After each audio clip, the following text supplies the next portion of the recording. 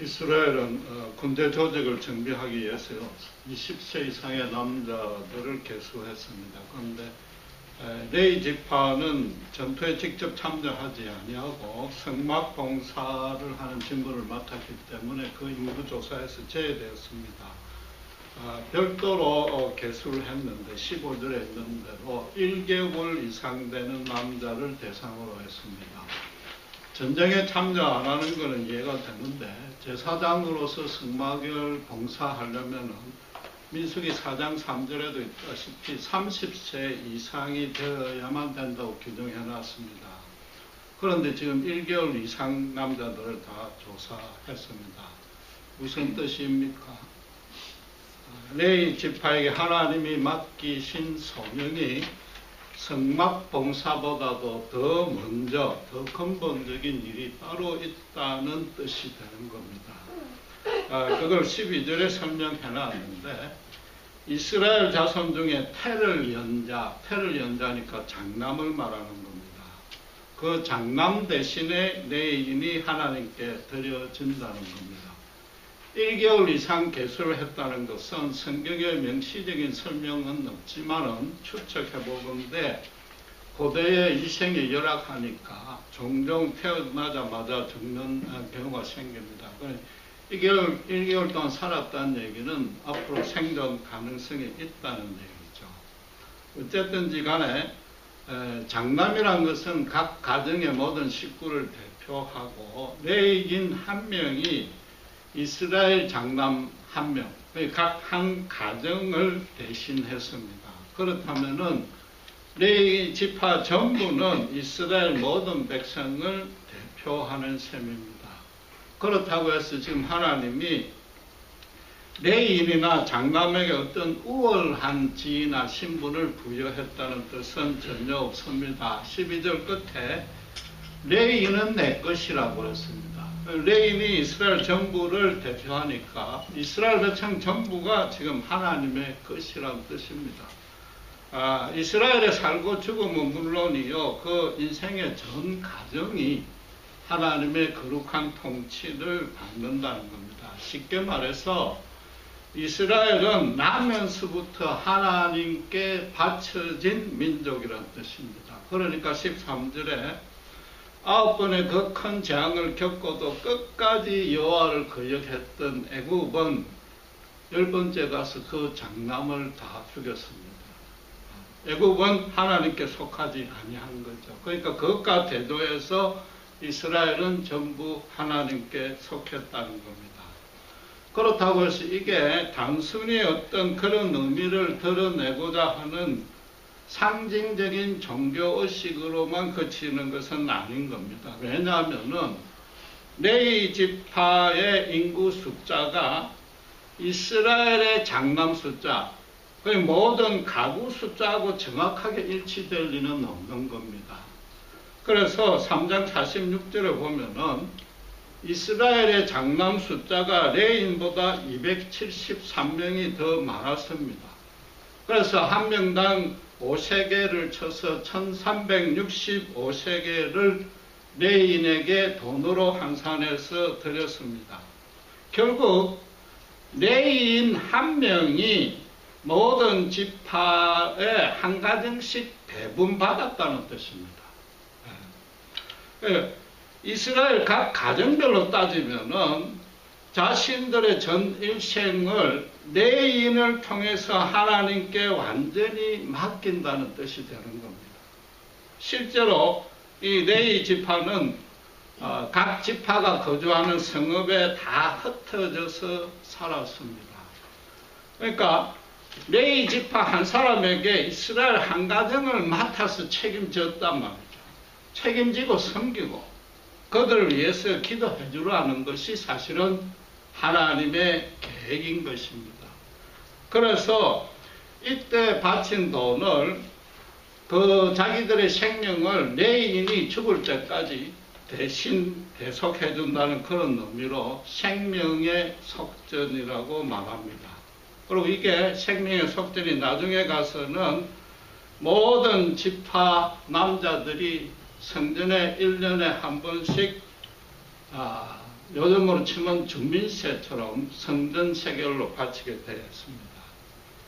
결국 자신은 여호와 하나님의 공동체에 소속된 일원이요 율법을 지키면서 하나님께 계속 순종하겠다는 고백으로 성전 세계를 바치는 겁니다.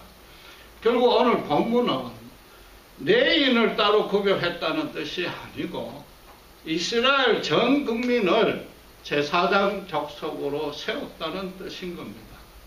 당시의 모든 민족들은 알다시피 미개하고 사악한 방식으로 온갖 우상들을 엄란하게 섬겼습니다. 하지만 참 하나님 여호와는 이스라엘의 역사에 여러분 알다시피 직접 개입했습니다. 하나님은 그들에게 어느 민족도 알지도 보지도 못한 엄청난 기적을 직접 목격하고 체험하도록 했습니다. 인생만사, 세상 만물을 주관하시는 유일하신 참 하나님이 여호와인 것을 그들로서 부인하려야 부인할 수 없도록 피부에 완전히 각인을 시킨 겁니다. 그러니까 이스라엘은 레위 지파를 제한 12지파가 자기들의 세속적인 직업과 그 일상적인 삶을 통해서 다른 민족들 앞에 이 살아계신 하나님의 사랑과 권능을 어떤 방식으로든 증거를 하라는 겁니다. 또 대신에 레위 지파는 뭐예요? 풀타임으로 전 인생을 다 바쳐서 그 일에만 전념하라는 겁니다. 또 그러기 위해서는 이스라엘부터 하나님과 온전한 관계를 유지해야 됩니다. 그래서 레위인들, 제사장들도 항상 죄를 지으니까 자기들의 죄를 포함해서 이스라엘 백성들이 수시로 짓는 죄들을 성막이나 성전에서 제사로 깨끗하게 씻음받는 그런 역할을 레위인이 해야 됩니다. 또 하나님께 받은 율법을 그들에게 가르쳐서 제사장 나라로서 어떻게 살아야 되는지 가르쳐야 되고 나아가서 실제로 그들의 삶에서 본을 보여야 되는 겁니다.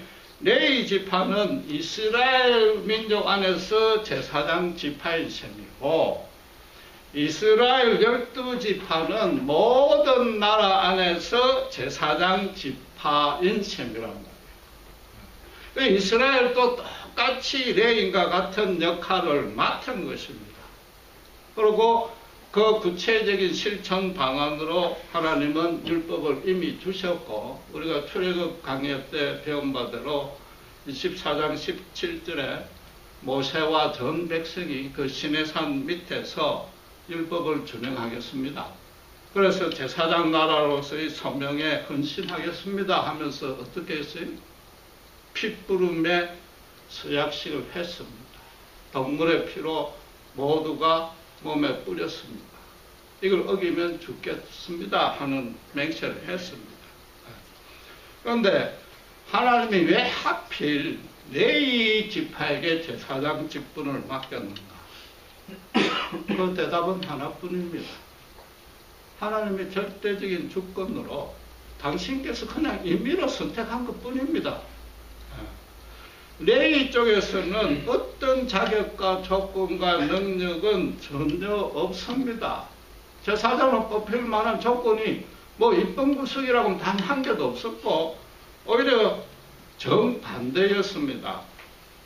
레위는 알다시피 야곱이 첫째 마누라 레아에서 난 셋째 아들입니다.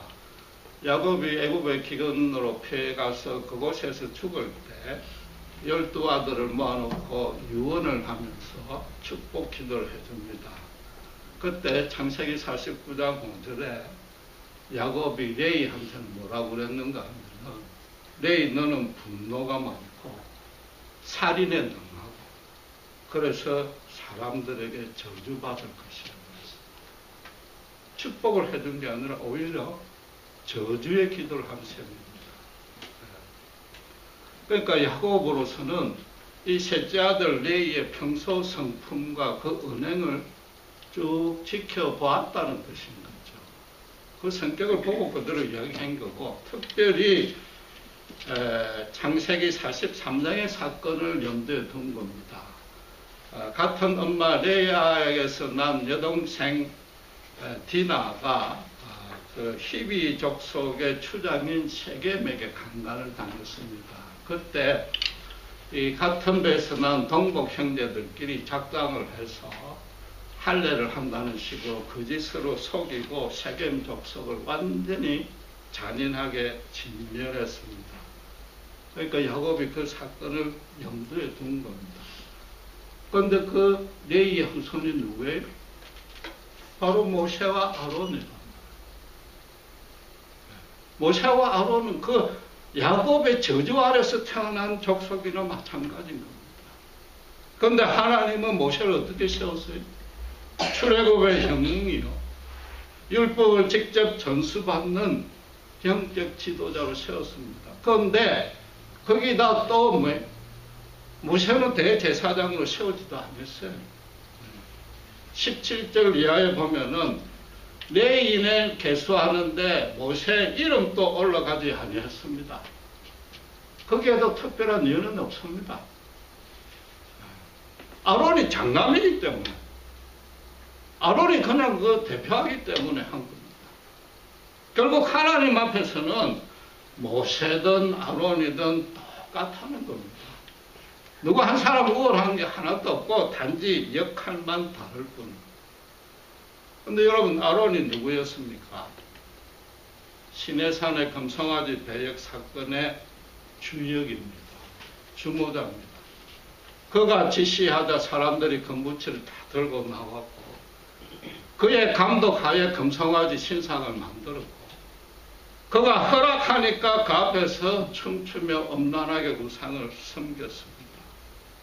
그 형벌로 3,000명이 칼로 도륙당하는 심판을 받았습니다. 심판을 받아도 제일 먼저 받아야 될 자가 이 아론입니다. 그런데 3,000명이 자기 눈앞에서 죽어가는 걸 생생하게 목격토록 만들었습니다. 죄송한 얘기지만은 폭탄으로 3,000명 터지면 그거 뭐 순식간에 끝납니다. 기관총이라도 있어서 난사를 하면은 뭐 한 1, 2분 만에 3,000명이 죽는데, 물론 당시에 그런 것도 없었지만은 칼로 죽였답니다. 이거 엄청난 일인 겁니다. 그 집행자가 몇 명이나 된지는 모르지만은 칼로 죽이려면 어쨌든 한 명씩 죽여야 됩니다. 3,000명이 그 자리에서 죽었습니다. 그 현장은 우리가 상상할 수가 없는 겁니다. 너무나 피가 낭자하고 피 비린내가 천지를 진동했을 겁니다. 그들은 율법에 순종하겠다고, 제사장 나라 직무를 수행하겠다고, 400년의 노예 생활에서 출애굽시킨 여호와 하나님의 은혜를 절대 잊지 않겠다고 피의 언약을 한 지 겨우 40일입니다. 시쳇말로 계약서, 언약서에 잉크도 마르기 전에 언제 그런 약속이라도 했는가? 그마저 깡그리 입고 하나님 앞에 고개를 빳빳하게 쳐들고 거적을 했단 말이에요. 언약식을 할 때 어기면 죽겠다고 동물 희생 피를 자기 옷과 몸에 뿌렸습니다. 이번에는 어떻게 해요? 자기들 피를 완전히 쏟아버립니다. 자기들 피가 쏟아지는 심판을 받았습니다. 여러분, 이게 하나님이 잔인한 거예요? 잔인하다고 비난할 수 있겠습니까? 수천 년이 지난 우리가 성경을 읽을 때도 이런 이스라엘 보면 부끄럽기 짝이 없단 말이에요. 거기다가 제일 먼저 죽어도 부족할 아론을 따로 살려두었습니다. 살려둔 것만 아니라 어떻게 했어요? 대제사장으로 세웠습니다. 이런 하나님의 경륜을 도대체 우리가 인간이 이해할 수 있느냐? 왜 그렇습니까? 다른 이유 없습니다. 하나님이시니까.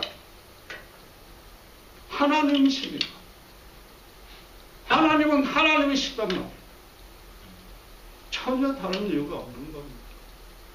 하나님의 공평과 정의에 우리가 생각할 때 이해가 안 되고 왜 이런 말도 안 되는 일만 일어나냐고 불평, 불만이 많을지라도 그분의 공평과 정의에 단 한치의 하자도 없습니다. 우리가 이해 못할 따름입니다. 공평한 정의가 차고도 넘치는 까닭은 아론의 경우에 또 하나 있습니다. 3,000명이나 말도 안 되게 칼로 돌격해서 심판을 했습니다. 우리가 볼 때는 너무나 두렵고 좀 뭔가 섭섭하죠. 하나님 앞에. 어떻게 그럴 수 있는가. 그러나 그걸 덮을 수 있는 놀라운 하나님의 긍휼과 자비가 반드시 따랐단 말이에요. 아론을 대제사장으로 세웠다. 그 사건에 여주된 자로 아론만이 유일하게 생존했을 겁니다. 아론 개인적으로는 3,000번 죽었다 살아나는 체험을 했을 겁니다. 그 이후에 대제사장직을 하면서도 민수기에도 나왔지만은 크고 작은 죄는 지었을 겁니다. 그러나 그때 내가 죽으면 죽었지 하나님만큼은 절대적으로 거역하지 아니하겠다. 3,000번의 결심을 분명히 했을 것입니다. 율법의 최고 전문가였지만은 예수 그리스도에 대한 극렬한 반대요 핍박자였던 바울은 복음의 진리를 가장 잘 설명하고 예수 그리스도를 열렬한 옹호자로 바꾸시는 분이 하나님입니다. 귀한 그릇이냐 천한 그릇이냐 정하는 것은 토기장이신 오직 하나님의 고유의 권한이에요. 절대적이고 영원한 권한입니다. 사형수도 최고의 사도로 대제사장으로 하나님이 들어서시겠다면 들어서는 겁니다. 어떤 거각무단 죄인도 성령이 역사하면은 당신의 동력자로 세우시는 겁니다. 하나님의 긍휼과 사랑은 너무나 당연한 위치지만 인간이 만들어낼 수 없는 거잖아요. 하나님이 만들어내신단 말이에요. 하나님 스스로 드러내신단 말이에요. 그러면 그분의 그분다우심을 증명하는 그분의 정도 당연히 하나님이 택하시고 하나님이 세우고 하나님이 역사해야만 그게 가능하단 말이에요. 그 일을 지금 이스라엘 백성 전부에게 맡기셨답니다. 따로 불러내었답니다. 그게 지금 인구조사의 목적이답니다. 겉으로는 현실적으로는 군대 조직이지만 그건 여호와의 군대입니다. 하나님의 군대입니다. 전쟁 경험도 없었고 무기도 변변찮은데 오직 믿음으로만 하나님께 순종할 때는 항상 승리할 수 있는 여호와의 군대였답니다. 가나안 정복 전쟁부터가 사실은 여호와 하나님의 이름을 지금까지는 애굽만 알고 있었는데 애굽을 넘어서 전 세계에 선포하는 게 가나안 땅을 진멸하는 게 문제가 아니고 전 세계에 이제 그 전쟁 자체로 여호와가 드러나는 겁니다. 여호와의 이름이 선포되는 거다. 여러분 이게 지금 이스라엘만의 이야기가 아니란 건 다 아시죠. 지금 목사나 선교사는 레위 지파고 여러분 교인들은 이스라엘의 지파로 부름받은 것입니다. 삶에 서든지 그 직업에 서든지 저처럼 풀타임으로든지 반드시 둘 중 하나로 예수님을 증거하고 있는 중이어야 됩니다.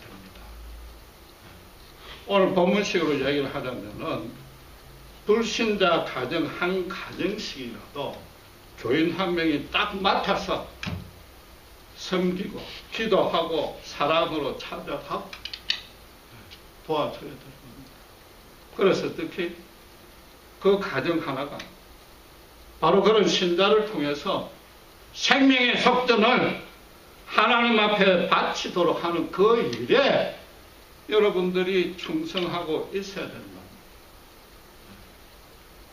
당장 내 코가 석자인데 뭐 전도는커녕 나부터도 세속적인 욕심이 없고 알게 모르게 하나님 앞에 죄를 짓고 그래서 부끄러워서 주일날 나가 회개하는데 아직은 멀었습니다. 조금 여유가 있으면 하겠습니다. 솔직히 우리 모두의 심정일 수 있으나 그건 아직도 하나님을 너무 모르는 겁니다. 하나님이 하나님다우심을 정확히 알지 못하는 겁니다. 하나님은 모든 자를 목사나 선교사가 되라고 절대 요구하지 않습니다. 제사장 족속으로 충성하는 여부가 도덕적인 선행이나 종교적인 어떤 행위, 경건으로 따지지 아니하는 겁니다. 여러분, 이스라엘이 민수기의 내용이 전부 40년간 장차 방황을 했는데 만나와 메추라기를 먹고 40년간 죽지 아니었습니다. 그래서 민수기나 신명기 보면은 여호수아서 보면은 그런 내용이 나오는데 가나안 전쟁 전부터 가나안 족속들이 그 이야기를 듣고 강감히 서늘해졌습니다. 아예 이스라엘한테 겁부터 먹었습니다. 자기들이 생각할 때는 들어가면 금방 죽어야 되는데 40년 동안 전혀 죽지도 않고 더 생생하게 더 많이 해가 짠 하고 나타났단 말이에요. 강야방황 40년 그것도 하나님이 하나님다우심을 증거하는 일이었단 말이에요. 우리가 어떤 고난 중에 있을지라도 심지어 재중에 있을지라도 제사장 역할을 할 수 있는 겁니다. 다시 말씀드리지만은 하나님은 당신의 당신다우심은 당신만의 방식으로 증명합니다. 신자에게 제일 먼저 요구하는 건 뭔가 하면은 가장 중요한 건 뭐냐 하면은 내가 과연 따로 구별되어서 세워졌는가 거기에 대한 확신이 있는 거야. 그 확신대로 살고 있는가 그걸 요구하는 겁니다. 여러분 쉽게 말하면은 교인들 중에는 두 종류의 교인이 있는데 하나님이 나에게 믿음을 심어주었다고 생각하는 교인이 있고 내가 믿기로 결단했다고 생각하는 두 종류의 교인이 있는데 그 가운데는 우리 모두가 전자에 속하긴다고 제가 믿습니다만 하나님이 믿음을 심어주었다고 확신하는 자는 언제 어디서나 하나님을 증거할 수 있습니다. 얼마든지 고난 중에도 하나님 증거가 됩니다. 물론 모든 신자가 예수를 처음 믿을 때는 십자가 구원 진리를 내 머리로 납득하고 반드시 내 스스로 믿기로 결심도 하고 또 헌신하는 세례식이나 이런 데 고백도 하고 현재 최선의 노력을 경주하고 있습니다. 그러나 분명히 아셔야 될 것은 그 전에 성령이 먼저 역사했다는 겁니다.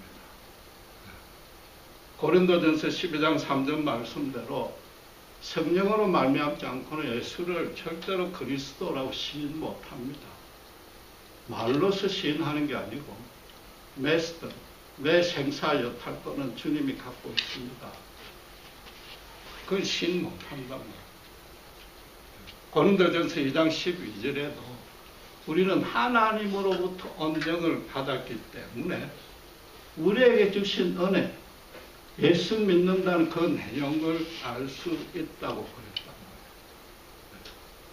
말이에요. 니고데모가 에게 예수님은 성령으로 거듭나지 아니하면 구원을 얻지 못한다 그랬습니다. 그러면서 요한복음 8장 3절에 성령은 바람처럼 임의로 성령 마음대로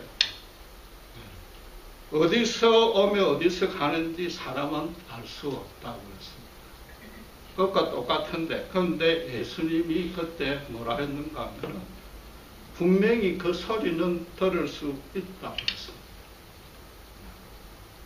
여러분, 캘리포니아는 알다시피 한여름에 한시 100도씨가 넘는 날이 아주 많습니다. 그러나 그늘에만 들어가면 시원합니다.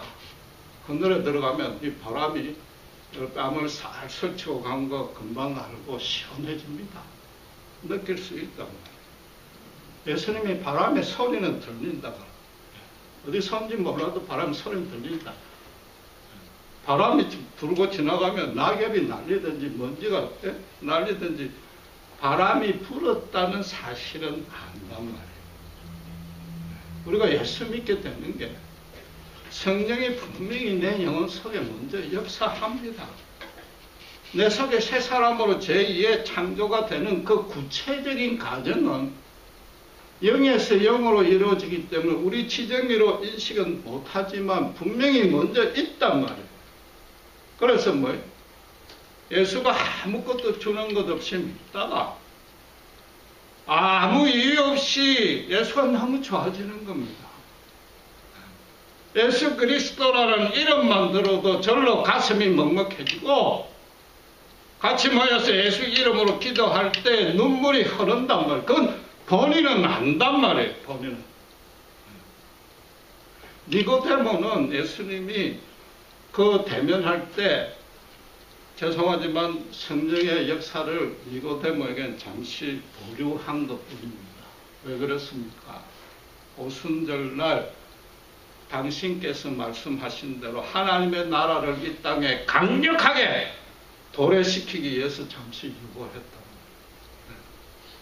마가의 다락방에 모인 제자들에게 그들은 뭐예요? 성령이 어떤 존재인지 어떻게 역사하는지 전혀 지식이 없었습니다. 캄캄하게 몰랐는데 성령이 오시면서 어떻게 급하고 강한 바람 소리가 들렸다고 했다. 예수님 말씀 그대로 소리가 들린 겁니다. 120명 모두를 그 단 한순간에 완전히 죽였다가 새 사람으로 살리려니까 강력하게 그 성령이 임한 겁니다. 거기다 어떻게 불의 혀같이 갈라지는 게 보였다고 했습니다.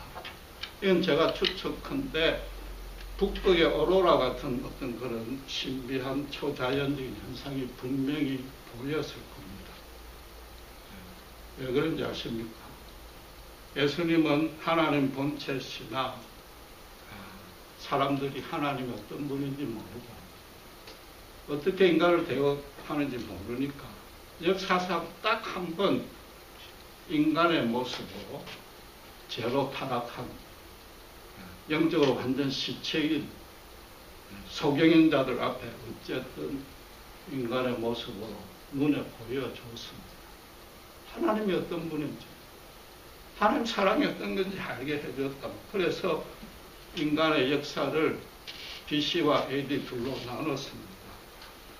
전인과 똑같으신 분인데 단지 위격만 다르신 보혜사 성령을 당신께서 천국 보좌로 가고 대신에 이 땅에 강림시키셔야만 했습니다.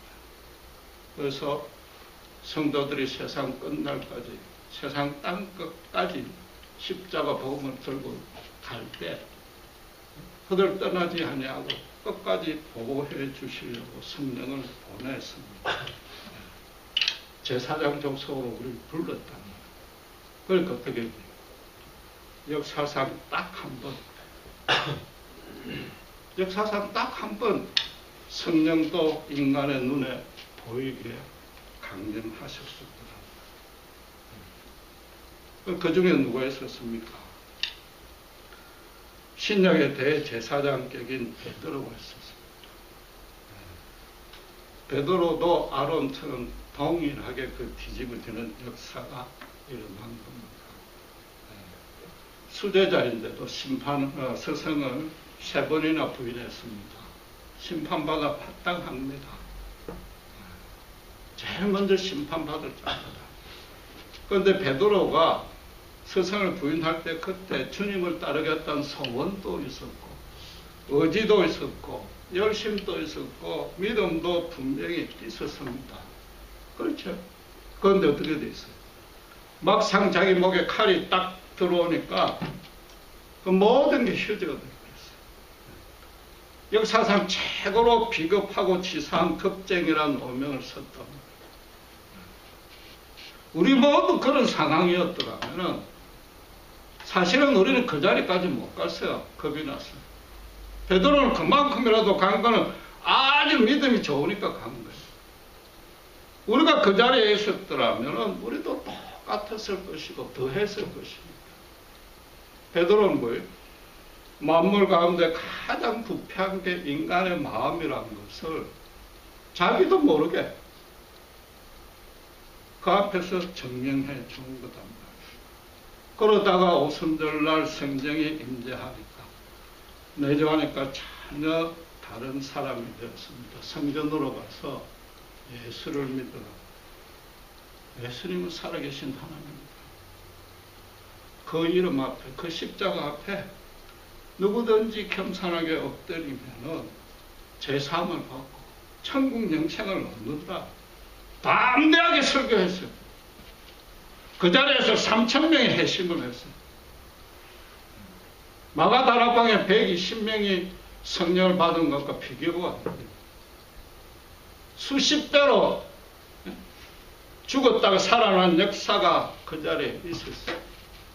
하나님 하신 일이니까 당연하겠지만은 그럼 베드로 개인 입장으로 볼 때는 전혀 다른 겁니다. 예수님은 빌라도다, 헤롯이다, 유대 대제사장들이 힘을 합쳐서 예수님을 스승을 십자가에 매달았습니다. 그 죽은 지 이제 겨우 50일밖에 안 됩니다. 예수님은 큰 능력이라도 없잖아요. 기적을 일으킨 큰 능력도 있고 이 땅에 올 때부터 처음부터 끝까지 십자가에 매달리겠다고 오신 분이단 말이에요. 그러나 베드로는 너무나 평범한 속신이에요. 능력도 없어요. 치사한 인생은 우리와 똑같아. 그런데 뭐라고 그래요? 예수를 믿어라. 50일 전에 그 반역으로 죽은 예수를 믿어라. 예수를 믿지 아니하면 죽습니다. 그 말은 뭐냐 하면은 너희 모두 유대교를 떠나라 이 말입니다. 유대사에서 하나님 앞으로 불려 나오라. 그럼 어떻게 되겠습니까? 베드로도 금방 십자가에 매달려 죽게 되는 겁니다. 그런데도 그는 올라간 겁니다. 실제로 감옥에 갇혔습니다. 감옥에 갇힐 때 유대 지도자들이 뭐라고 이야기했습니까? 다른 건 다 좋은데 예수 부활했다는 소리만 하지 마라. 그럼 풀어줄게. 베드로가 뭐라고 그랬어요? 사람의 말을 듣지 않겠다. 하나님의 진리 앞에 내가 어떻게 청종하지 않겠느냐. 하나님의 말씀이고 내가 살아서 눈으로 보고 만지고 한 예수가 분명히 부활했는데 어떻게 내가 전하지 않고 견딜 수 있느냐. 제 발로 감옥을 들어갔습니다. 그랬더니 어떻게 했어요? 밤중에 성령의 역사가 옥문이 저절로 열리면서 아무 문제 없이 하나님이 빼내 주었습니다. 베드로는 처음부터 끝까지 자기 잘난 거 다 나왔습니다. 하나님이 택하셨고 하나님이 믿음을 주셨고 하나님이 성령의 권능으로 입혀서 하나님이 하나님의 동력자로 세우고 베드로는 그걸 하니까 자기 생명의 속전을 주님께 완전히 바쳤답니다. 여러분 제 얘기를 해서 죄송하지만은 저는 가끔 40이 넘어서 미국 이민 와서 그것도 목사가 되니까 어떻게 해서 그렇게 됐느냐는 질문을 받습니다. 질문하는 사람은 극적으로 뭐 인생이 전환되는 큰 사건이 있었거나 아니면 내 쪽에서 어떤 진리에 대한 크나큰 깨달음이 있었는가 보다 기대하고 물었을 겁니다. 그러나 제가 하는 대답은 한결같이 하나입니다. 하나님이 내가 다른 길로 가라면 다 막았더라. 그거 말고는 제 답이 없습니다. 목사가 되고 난 뒤니까 뭐 그냥 응당하는 말이겠지, 얘기겠지만은 그 말은 무슨 말인가 하면 제가 하나님이 택하시고 이 자리에 앉으셨더라면, 목사가 아니었더라면 내 인생은 처절하게 실패했다는 걸 할 수밖에 없다는 걸 제가 제 자신을 아니까 제가 그걸 인정하는 겁니다. 그래서 제가 예수 믿기 전부터 지금 가만히 생각하면 하나님이 나를 택하시고 목사로서의 재능과 은사도 다 주시고 준비, 훈련시킨 것, 저는 그냥 이게 무슨 종교적인 얘기가 아니라 일일이 간증하자면 끝이 없습니다. 분명히 저는 확신합니다. 하나님이 나를 따로 세웠다는 데에서 단 한치의 의심도 없습니다. 여러분들은 목사, 선교사 되라는 뜻이 전혀 아닙니다. 여러분 가운데 비록 스스로 예수에 대해서 관심이 있어서 교회 나오신 분이 있고, 또 한두 분은 결혼하려니까 전제 조건이 교회 나가라 해서 교회 나설 수도 있고, 나면서 기독교 집안에서 태어나니까 아무 의심 없이 교회 나설 수 있고, 또 십자가 복음을 다 지식적으로 배우고 동의하고 믿기로 결단했을 겁니다. 그러나 분명한 것은 그 전에 하나님이 택하심이 있었습니다. 지금 여기 혼자 출석한 것 같아도 영에서 영으로 역사하는 것은 우리 지정의로 인지를 못하는 겁니다. 우리 지정의로 인식하고 난 다음부터는 내가 결심했구나, 내가 깨달았구나 밖에 우리가 알지 못하지만 이 자리에 하나님이 이끌고 오신 거다. 레위가 분노가 많고 살인에 능통하고 야곱의 저주를 받았기 때문에 레위 후손 모세도 그렇고 아론도 그렇고 출애굽의 영웅이요 대제사장이 될 거라고는 꿈에도 상상 못했습니다. 저희도 마찬가지입니다. 예수 믿는 건 이거 엄청난 기적입니다. 너무나 큰 은혜 가운데 있는 겁니다. 간단하게 증명할 수 있습니다.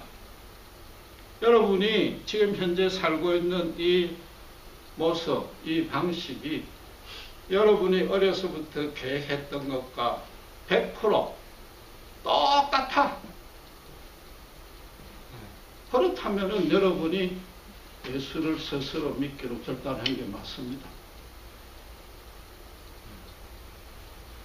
여러분 현실 삶도 여러분이 결정을 못합니다.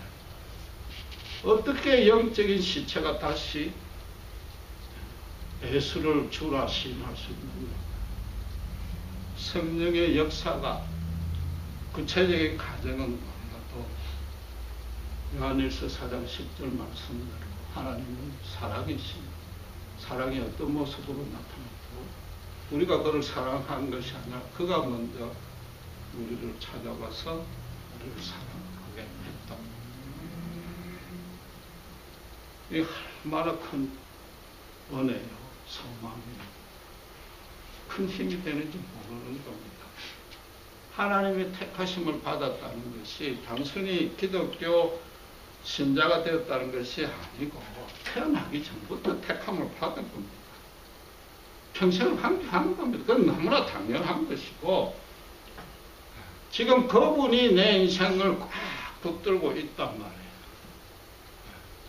어떤 영광스러운 계획을 가지고 물론 예수를 믿는 신자 쪽에서도 예수를 분명히 붙들어야 되지만은 솔직히 내 코가 석자고 욕심이 때들어 앞서고 예수를 붙드는 손에 힘이 얼마나 자주 빠집니까? 그걸 거꾸로 한번 생각을 해보시랍니다. 하나님이 나를 택하고 내가 붙들고 있다. 그분이 나를 붙들고 있는데 그분이 나를 붙들고 있는 손에 힘이 빠질 리가 없지 않습니까?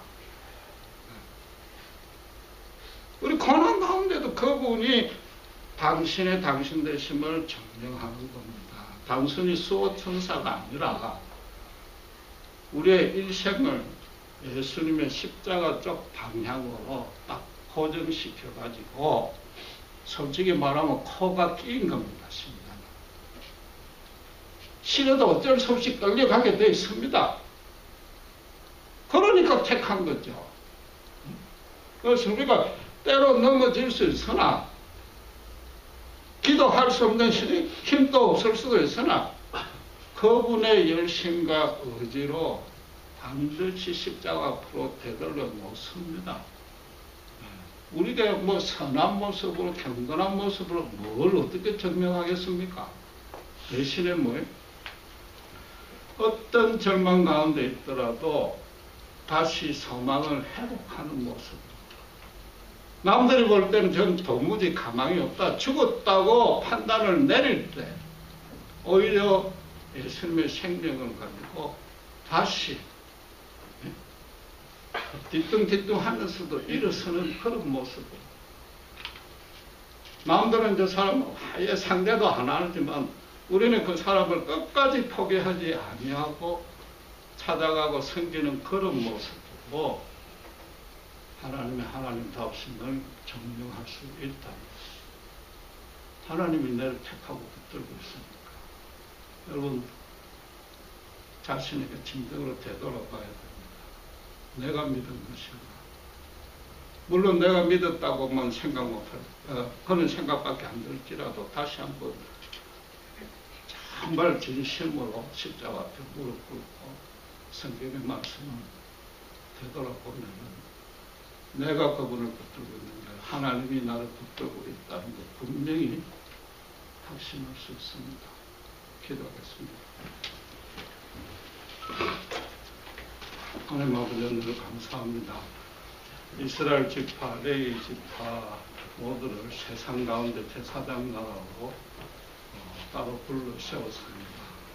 바로 우리가 그런 자리에 서 있습니다. 우리로서는 하나님을 위해서 살겠다는 것, 때로는 싫고 힘들고 짜증날 때 있지만 내가 그분을 붙드는 것이 아니라 하나님이 택하셔서 붙들고 있고 그분의 의지와 열심으로 비록 고난 중에 있을지라도 당신은 당신다우심을 우리를 통해 증명해낼 줄 믿습니다. 정말 불신자 한 가정 한 가정을 신자 한 명이 책임지고 섬기고 기도하여서 우리에게 맡기신 이 놀라운 소명, 축복, 특권 놓치지 아니하는 우리 모두가 되게 축복해 주시옵소서. 감사합니다. 우리 예수 그리스도 이름으로 기도합니다.